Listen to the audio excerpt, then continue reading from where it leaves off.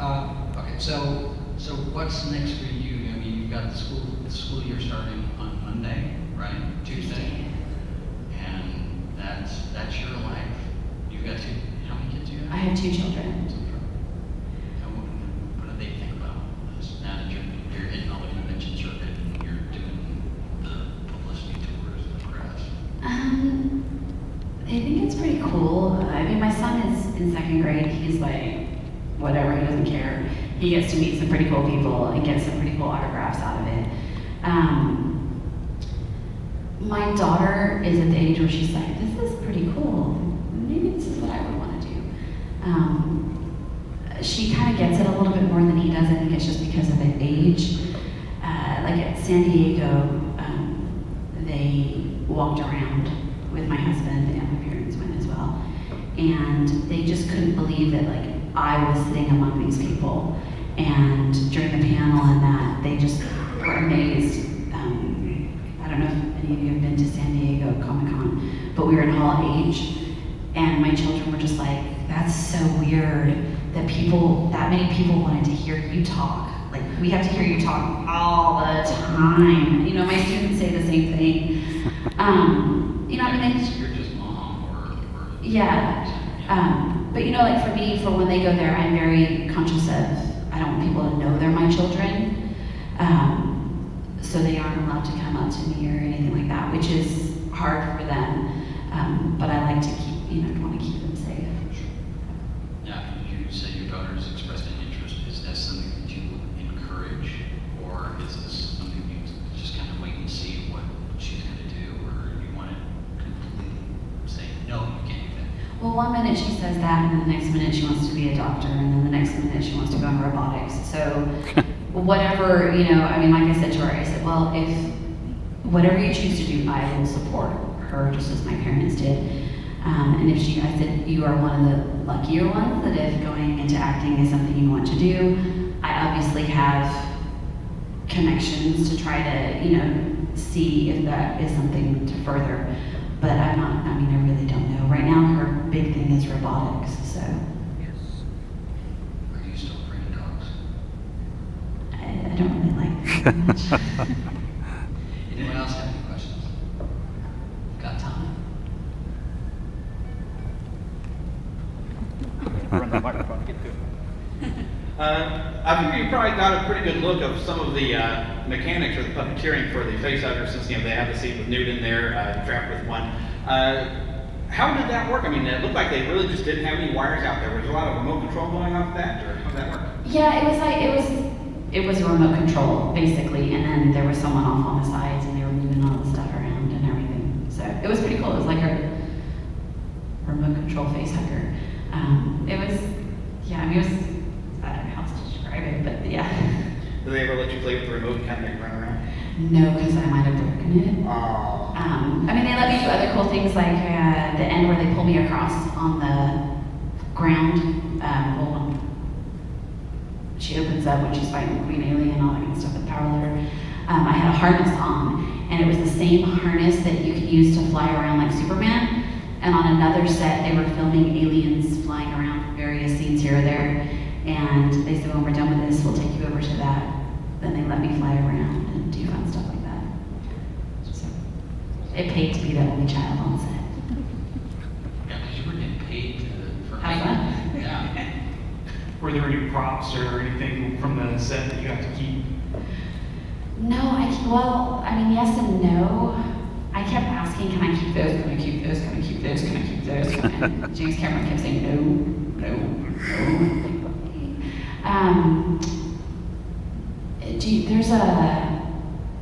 When Ripley goes after Newt and it's in like my little nest where I had all the stuff in there, she pulls out a picture and it said 2nd grade citizenship award. And in it, I'm like, there's a picture of me and I'm in a dress.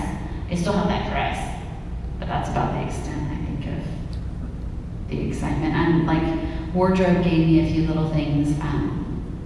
On Hudson's coat of armor, he had a skull, and I think there was like a knife in it or something, and they had made multiple of those, and so they gave me one of those, and like little things like that, but no, I wasn't allowed to keep much. What was your biggest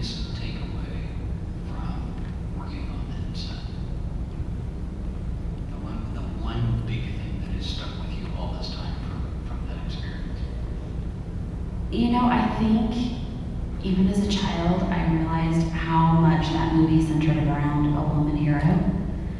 And, I don't know if it's from the movie or if it's from my parents or if it's a little bit of both, but I never doubted that I could do or be anything that I wanted to do.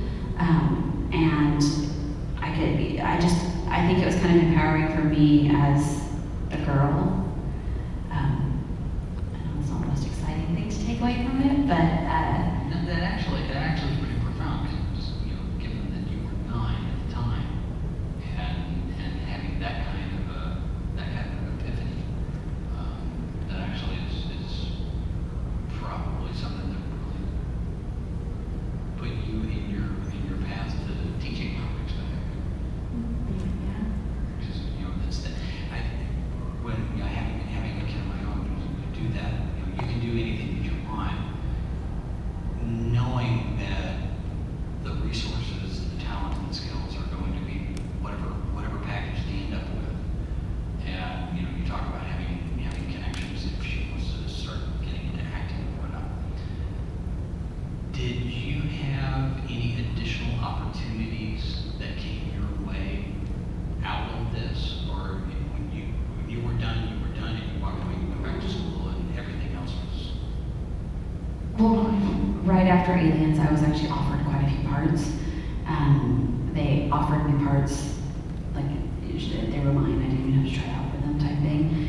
I did turn a few of them down, and that was because I had just moved here, and I wasn't ready. I needed a break. There was one movie that I had tried out for that I was really excited about, and then the funding just fell through. So, it was one of those things. But, ultimately, and I think that's what a lot of people have a hard time with understanding, because they don't understand that it wasn't my passion, it wasn't my dream. Did I enjoy it? Yes. Was it an amazing experience? Absolutely. Would I do it again? Of course. But it wasn't my passion, my dream. Teaching was. And so that, I'm a very lucky girl who had, and I mean, if you're gonna be in a movie, it was one of the movies to be in, and it's the same thing too, like I was saying to Kevin Smith when I was in San Diego, I said, I came out on top. How many people come out on top and can stay out there? So is it better to leave when you're on top?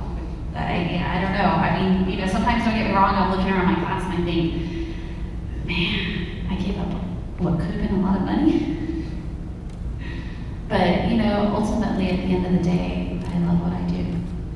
Well, and that's, that you use the word passion. That's the thing is, I've been in several places where, the people that are working on the project are either just doing it for the money or they've got a contractual obligation and their hearts are in it. They really just don't want to be there. And it does affect the performance of the work. And, for whatever the job is, whether it's acting or teaching. You see every profession. And it's, if you don't believe in what you're doing, then you should find something else to do. And it sounds like you've really found your niche. Now, do you want to be a teacher going back as far as you remember, or when did that? Yeah, I remember before I even went to school, pretending to be a teacher, and then once I went to school, I just kind of went from there. But I had a second grade teacher who I absolutely loved, and I just, I strive to be a teacher like her. So. Any incidents or funny stories from the classroom? On a daily basis. I mean, there's always something that happens, and it's, usually the wild, crazy stuff doesn't happen that often, but upon occasion. When you first started teaching, was there any she's new, any of that stuff from the staff or from your coworkers? No, as far as that was concerned, because I subbed at the school that I originally started teaching at, and I taught there for 10 years, but I'd subbed there off and on for about 2 or 3 years, the last few years of my going to university. And they all knew me, and most of them I'd gone to school with their kids, so it was like, whatever, it's not a big deal. I mean, I do get kids, they'll come up to me, and they'll say, like after parent-teacher conferences in the fall, And they'll say, my dad has never, ever, ever taken off work to go to a conference. It's always my mom. And I just have to tell you, the only reason he came is because he's a big fan of aliens. So I'm like, oh my God. You know, it's kind of embarrassing because... You can use that. You can encourage your parent involvement that way, right? Oh yeah, but usually they just come in to meet me. And then like the kids will bring, like at Christmas time, they'll bring like the DVD. And would you sign this and I'll give it to my dad for Christmas? And things like that. So... You mentioned that the London con and Maybe some other cons as well. Taking selfies of yourself with people in the background. Who have you been really juiced or jazzed to meet or take selfies with, and vice versa? Do you think it's funny that some celebrities have been jazzed or juiced to meet you? Yeah, it's kind of weird to me sometimes when other celebrities will say like, oh my God, I'm so excited. Oh, I used to watch aliens when I was little and you were my favorite character and things like that. And that used to that's kind of weird for me. I think my biggest one was when I went to a convention in Germany and MacGyver was there. I was like, oh my God, it's MacGyver. I wanted to pull out duct tape, and do something cool, And I kept taking and we were at one point, all of us were on a stage. So I was on this big stage with him in front of all these people, and we were all up there taking pictures. So I made sure I got a picture and I sent it to my brother, and I was like, look who I saw. Is there like a balance? Like you want to play it cool, but you also want to be a fangirl at the same time? Yeah, I try to play it cool. I met Christopher Lloyd, and I was kind of stumbling as I was talking to him, and I was kind of embarrassed about that. But and don't get me wrong, I sit up on the panels at alien stuff, and I think, backstage, I'm talking to my buddy, and then I'm on stage, and I'm like, oh my God, I'm sitting at the same table as Bill Paxton, he's sitting right next to me, because to me, he is a movie star. Yes, he's my friend, but it's still wow, it's pretty cool. You want to name drop somebody who's jazzed or juiced to meet you? Oh my gosh, I can't think of anyone at the moment. I'm trying to think. Give me a minute, I'll get back to you if I can think of anyone. Yeah, Sorry, I will just tell you too, I just came in on a red eye, so I'm kind of tired. It's funny you talk about, that meeting the celebrities, meeting the people who are famous and stuff. And I've had, doing this, we've had a lot of opportunities to sit and talk with people and interview people. And it never occurs to me to take selfies with any of these people. Because to me, it's just, we're having a conversation, we're doing a thing. I'm in my box. Yeah. And not even thinking as a fan at the moment when we're sitting talking, because you're doing the interview. And people who hear what I do, oh, that's so cool because you get to meet all those people. Oh yeah, yes. I have to be reminded that that there are celebrities in this world that we're in, and it's interesting that you have that same bit where at some point you're a fan and at some point you're on the job as well. But it's weird to me because I associate more with all of you. I'm not a celebrity. I'm not that's not my life. So it is. And I'll admit, because I don't watch these scary movies, I sometimes a lot of my friends and even my husband will say conventions are lost on me because I don't know who some of the people are, and I'll be sitting there talking to someone, and I actually have the IMDb app on my phone so that when I'm at conventions, I can actually put in their names, who I'm sitting next to, and find out which is kind of bad, but then I'm like, oh yeah, I know that person now. Except it's after the fact. Yeah, so. But see, that actually keeps you from stumbling and fumbling when you're actually interacting with them. So I guess maybe that's a good thing. I guess, yeah. Actually, I was just thinking, what's this?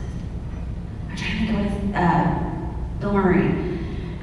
He used to always do the Pro-Am, the golf Pro-Am in Monterey. And my brother and my brother's friend were all into going there and getting autographs from people. And they would say to my friend and I, well, we'll pay for all your meals and everything. We just want you to come with us. Because they were obviously thinking 2 girls are gonna get the autograph before 2 guys.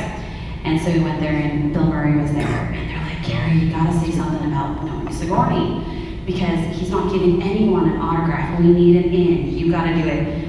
And I was really upset because he'd come to visit her at Pinewood and she came back from lunch and she's like, oh, Carrie, I didn't even think about it. I should have taken you to lunch. I met Bill Murray for lunch and I didn't even think about that you're a Ghostbusters fan, you would have enjoyed it. So I'm like, I did fumble when I was talking to him and I was like, oh, a friend of mine. And he stopped and looked at me probably thinking, who's this crazy lady, And so I said, oh, Sigourney. And he's like, yeah, how do you know her? So I told him and I said, remember you came to visit her at Pinewood? And so he actually stopped and gave us his autograph for that. But of course, I did all the work, but I didn't get the autograph. But you got lunch, right? Yeah, I did get lunch. I don't know if it was very exciting though. All right, well, we are out of our time today. You're here today and tomorrow Yes, at your booth, yes. which is out in Celebrity Row. So go visit, go say hi, get a picture, get an autograph, take a selfie. All right, Carrie Henn, thanks very much for being here. Thank you very much.